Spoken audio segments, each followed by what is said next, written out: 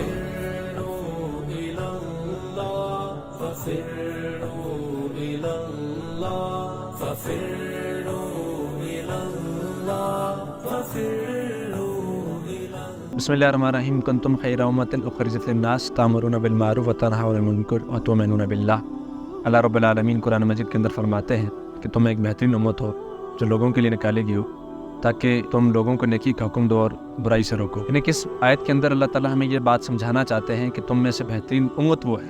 یعنی کہ اللہ تعالیٰ جو ہمارے خالق کی کائنات ہیں، جو ہمارے مالک ہیں، جو ہمارے رازق ہیں، وہ ہمیں یہ کہہ رہے ہیں کہ آپ ایک بہترین امت ہو. یعنی کہ آپ اس سے امیجن کر سکتے ہیں کہ اگر آپ کا کوئی مالک ہو، آپ کا کوئی کالج کا پرنسپل ہو، آپ اگر طالب علم ہیں تو آپ کی یونیورسٹی کی وی سی ہوں، وائس چانسلر صاحب ہوں، یا کوئی آپ کے ادارے کا سربراہ ہو اور وہ آپ کو کہے کہ آپ بہترین شخص ہو، تو آپ کی خوشی کا عالم کیا ہوگا؟ آپ اسے کتنا خوش ہوں گے، اور آپ کی خوشی کا پیمانہ جو ہے وہ شاید پیمائش نہ کیا جا سکے. لیکن جو اللہ رب العالمین ہے، جو ہمارے اس کائنات کا مالک ہے، جو ہمارا رازق ہے، جو ہمارا خالق ہے، وہ ہمیں بہترین امت کہہ رہے ہیں. تو ہمیں پتہ ہے بہترین امت کیوں کہہ رہے ہیں. وہ اس لیے نہیں کہہ رہا کہ ہم نمازیں بہت اچھی پڑھتے ہیں، ہم تلاوت اچھی بہت کرتے ہیں، ہم زکوٰۃ دیتے ہیں. اگر آپ دیکھیں تو تاریخ کے اندر حاتم طائی کے قصے تو آج تک مشہور ہیں، اور نمازوں کے اندر تو وہ لمبی لمبی رکھتے ہیں، اور ایک ایک رکعت کے اندر قرآن مجید اور کئی سورہ وہ پڑھی جاتی تھی. ہم سے بہتر نمازیں پڑھنے والی قومیں موجود تھیں.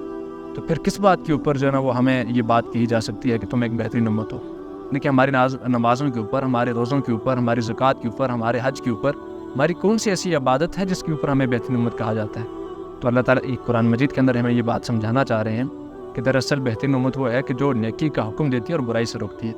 یعنی کہ یہ جو دو صفات اللہ تعالیٰ نے ہمارے اندر پیدا کی ہیں اور اس امت کے اندر امت کے لیے تفویض کی ہیں، اس بنیاد کے اوپر ہم ایک بہترین امت ہیں.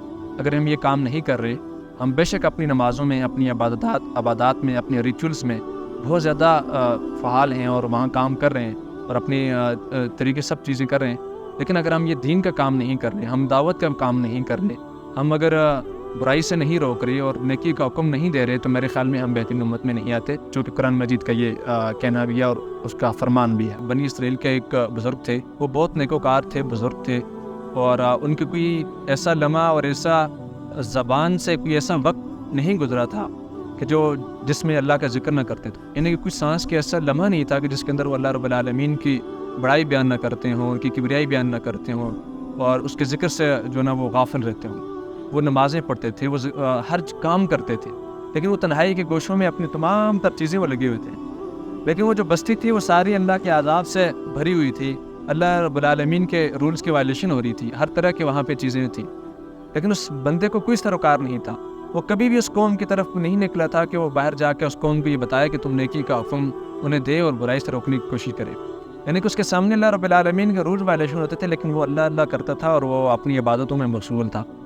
اللہ رب العالمین نے ایک دن فیصلہ کیا اور اس بستی کو تباہ کرنے کا فیصلہ کیا، تو فرشتوں کو بھیجا کہ جا کے اس بستی کو تباہ کر کے آؤ. جب وہ فرشتے وہاں گئے تو دیکھا تو وہ شخص موجود تھا.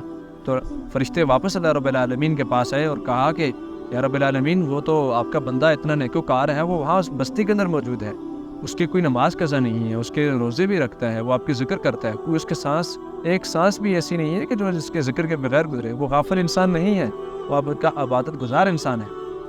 اس کا کیا کریں؟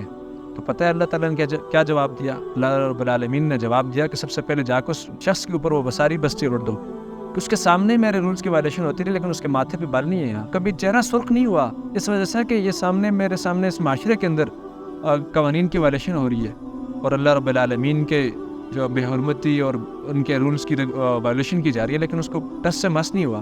وہ اپنی عبادتوں میں مشغول رہا. اس کی سوسائٹی پوری کدھر جا رہی تھی، معاشرہ کدھر جا رہا تھا، لوگ کدھر جا رہے تھے، اس سے کوئی اثر ہوا نہیں. اس واقعے سے بھی ہمیں یہ سبق ملتا ہے کہ جو ہماری بنیادی ذمہ داری ہے کہ وہ دعوت دین کی ذمہ داری ہے، وہ اعلاء کلمۃ اللہ کی ذمہ داری ہے کہ جو ہم نے لوگوں تک پیغام پہنچانا ہے. اگر ہم یہ پیغام پہنچانے میں، ہم نیکی کا حکم دینے میں اور برائی سے روکنے میں کامیاب ہو گئے تو اللہ تعالیٰ نے ہمیں بہترین لوگوں میں شامل کر دیں گے. اگر ہم یہ کام ٹھیک طریقے سے نہیں کر سکیں گے تو ہم بہترین امت کہلانے کے قابل نہیں ہیں. تو رمضان المبارک کا مہینہ ہے اور اس کے اندر ہمیں جتنا بھی زیادہ ہو سکتا ہے اپنی دعوتی سرگرمیوں کو تیز کرنا چاہیے. ہمیں لوگوں تک پہنچنا چاہیے، ہمیں قرآن کلاسز کا انعقاد کرنا چاہیے، ہمیں دروس قرآن کا انعقاد کرنا چاہیے. ہمیں یعنی کہ افطار کے اتنے فوائد ہیں کہ آپ کسی روزے دار کو افطاری کراؤ، اللہ تعالیٰ آپ کو بہت اس کا ثواب دیتے ہیں، دگنا ثواب سے آپ کو نوازتے ہیں. تو آپ افطار ڈنر کے ذریعے، آپ پارٹیوں کے ذریعے، مختلف پروگرامات کے ذریعے آپ لوگوں تک دعوت کا ذریعہ بنیں اور دعوت کو پھیلائیں۔ اگر یہ کام ہم کرنے میں کامیاب ہو گئے تو اللہ رب العالمین ہمیں بہترین امت میں شامل کر دیں۔